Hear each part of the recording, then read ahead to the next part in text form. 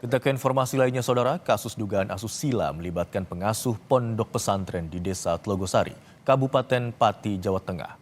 Pihak yayasan kini sudah menonaktifkan pengasuh pondok pesantren tersebut. Pihak yayasan sudah menonaktifkan pengasuh pondok pesantren sejak kasus itu mencuat ke publik. Perwakilan Yayasan Pondok Pesantren menyatakan bahwa pihaknya telah menyerahkan penanganan kasus itu ke polisi. Menurutnya, terduga pelaku tidak berada di pondok selama kurang lebih 3 bulan dan hingga kini keberadaannya belum diketahui. Sementara itu, Kepala Kantor Kemenak Pati bilang sudah mengeluarkan 3 rekomendasi terhadap dugaan kasus pencabulan. Salah satunya adalah penutupan aktivitas pesantren itu. Saat ini, santri sudah dipindahkan dan mendapatkan perlindungan dari pemerintah daerah. Karena sudah saya lepas, sudah tidak termasuk anggota yayasan, semua sudah saya ganti. Saya nonaktifkan kemarin, ya. Sudah ini saya aktifkan semua, nilainya sudah saya nonaktifkan semua. Jadi yayasan ini sudah tidak ada tanggung jawab sama pelaku atau oknum tadi yang diduga pelaku tersebut. Dinonaktifkan sejak kapan? Sejak minggu kemarin. Minggu kemarin gitu. Ya, biar bicara hukum yang berbicara nanti. Jadi saya mendukung sekali. Mendukung untuk mengusut tuntas ya, Pak? Betul mengusut tuntas. Menutup sementara artinya pada tahun pelajaran ini untuk tidak boleh menerima santri baru. Ya.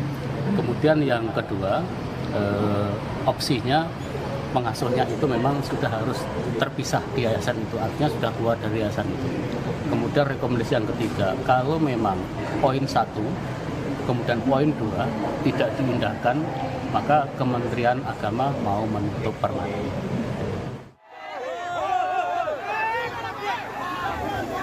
Membawa berbagai poster, warga Desa Tlogosari, Kecamatan Tlogowungu, Kabupaten Pati, Jawa Tengah, berunjuk rasa di depan salah satu pondok pesantren putri di desa itu.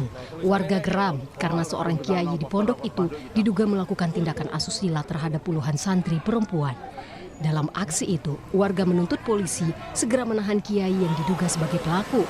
Dari laporan salah satu korban, dugaan pelecehan seksual terjadi pada tahun 2024 dengan jumlah korban mencapai puluhan santri putri. Yang bersangkutan mengatasnamakan pondok pesantren ini merusak citra nama pondok pesantren dan khususnya kepada NU dan kepada nama desa Tlogosari, karena banyak ancaman dari pihak terkait atau dari pihak khususnya pengasuh, yaitu tersangka itu dia berani mengancam balik dengan ancaman fitnah atau menyebarkan nama baik.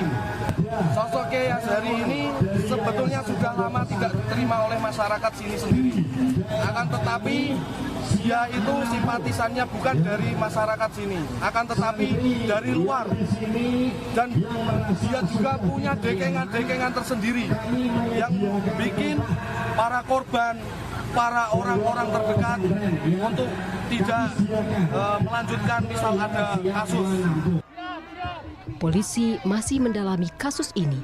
Pelaku telah ditetapkan sebagai tersangka, namun hingga saat ini belum dilakukan penahanan. Kasus ini tahap penetapan tersangka, kemudian untuk menunggu proses lebih lanjut. Jadi dari PPA juga menyatakan bahwa proses saat ini sudah tahap penetapan tersangka. Hasil dari aksi itu, pengurus yayasan berjanji dalam waktu 3 hari akan memulangkan seluruh santri putri ke rumah masing-masing.